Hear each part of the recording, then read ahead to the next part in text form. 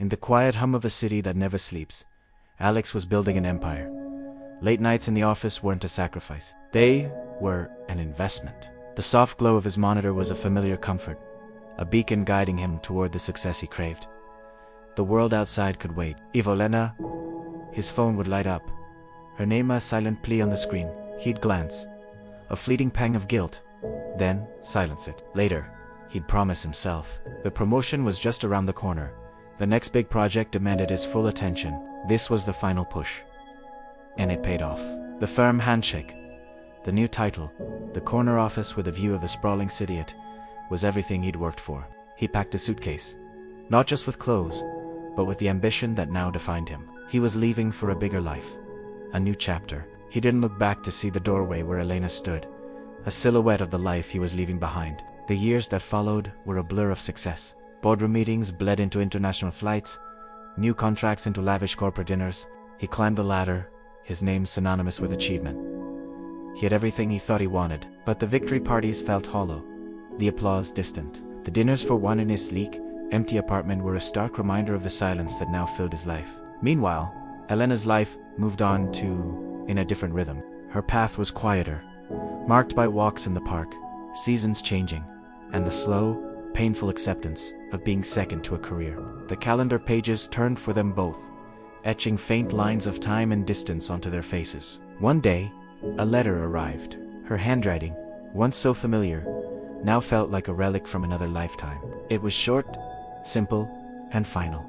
"I can't compete with your career," it read. There was no anger, just a quiet resignation. He read the words, folded the letter, and placed it in a drawer, another loose end he'd deal with later.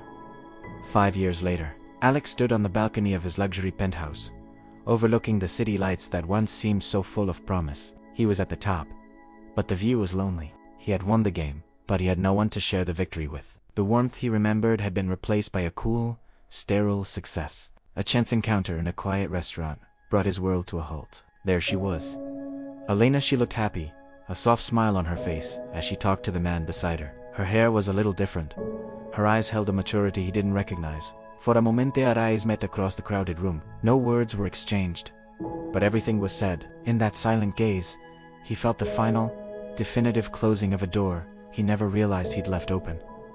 It was over. That night, alone in his apartment, he found himself scrolling through old messages, a digital archaeologist digging through the ruins of his past. He stumbled upon a missed call from that fateful night. The night he chose a project over her, a voicemail he'd never listened to. He pressed play. Her voice, trembling and small, filled the silence. "Alex, it's me. I just needed to hear your voice. I'm not feeling so well. Please call me back." A wave of cold dread washed over him. His hands started to shake. How could he have missed this? With trembling fingers, he typed her name into a search engine. The results loaded, and his world shattered. A memorial page. A smiling photo of Elena, accompanied by dates that made no sense. She was gone. She had been gone for years. His mind reeled, conjuring images of a funeral he never knew happened, a gathering of people who loved her, a final goodbye he was never there to say. He collapsed into a chair, the weight of his regret crushing him. All the promotions, the money, the success, it all turned to dust. He sat there, in the dark, as the city lights blurred through his tears. He had answered every business call, seized every opportunity, but the one call that truly mattered, he had silenced. Some calls can wait. Others never call again. What if he had just answered the phone?